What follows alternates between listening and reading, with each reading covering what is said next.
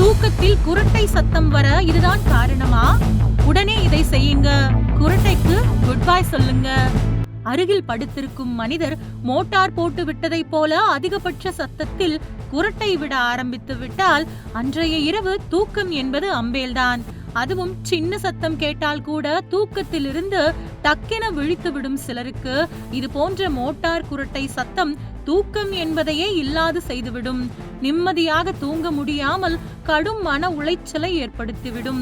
இரவில் அருகில் படுத்து குரட்டை விடும் கணவரால் அல்லது மனைவியால் சேர்ந்து வாழ முடியவில்லை என வெளிநாடுகளில் விவாகரத்து கேட்டு கோர்ட்டுக்கு போனவர்களும் உண்டு என்று சொல்லியிருக்கிறார்கள்.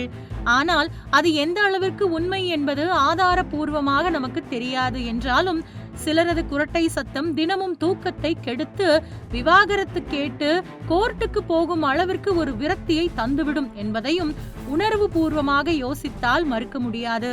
இரவில் தூங்கும் போது சிலர் குரட்டை விடுவது சாதாரணமாக நடக்கிறது. ஆனால் இது அருகில் தூங்குபவர்களுக்குத்தான் மிகப்பெரிய இடையூறாக மாறிவிடுகிறது. பணிச்சுமையால் ஏற்படும் மனசோர்வு, உடல் எடை அதிகரிப்பு மற்றும் முதுமை ஆகியவை குரட்டைக்கு முக்கிய காரணங்களாக உள்ளன. இருப்பினும் வைட்டமின் டி குறைபாடும் குரட்டை விட ஒரு முக்கியமான காரணமாக இருக்கலாம் என்பது பலருக்கும் தெரியாது. அமெரிக்காவில் உள்ள தேசிய உயிரி தொழில்நுட்ப தகவல் மையம் NCBI வெளியிட்ட ஒரு அறிக்கையில் இது குறித்து தெரிவித்துள்ளது. வைட்டமின் டி குறைபாட்டிற்கும் குரட்டைக்கும் இடையே நேரடி தொடர்பு இருப்பதாக அந்த அறிக்கையில் தெளிவுபடுத்தியுள்ளது. தசை வலிமையை பராமரிப்பதிலும் நோய் எதிர்ப்பு சக்தியை மேம்படுத்துவதிலும் வைட்டமின் டி ஒரு முக்கிய பங்கு வகிக்கிறது. இந்த வைட்டமினின் அளவு குறையும் போது தசைகள் வலுவை இழக்கின்றன. குறிப்பாக தொண்டை மற்றும் கழுத்து பகுதியில் உள்ள தசைகள் பலவீனம் அடைகின்றன. அதனால் குரட்டை ஏற்படுவதற்கான சாத்தியக்கூறு அதிகமாகிறது. மேலும் சூரிய ஒளி மூலம் உடலுக்கு வைட்டமின் டி கிடைக்கின்றது. அதனால் சூரிய ஒளியை தவிர்ப்பவர்கள் குரட்டை விடுவதற்கு அதிக வாய்ப்பு உள்ளது.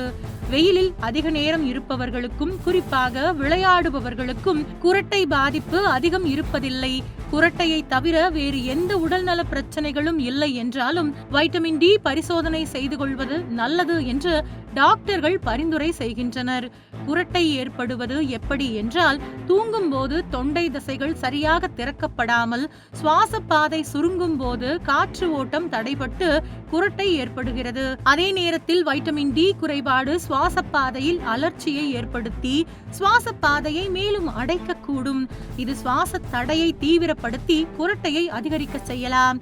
இதுதான் பலரது குரட்டை சத்தத்திற்கு காரணமாக உள்ளது.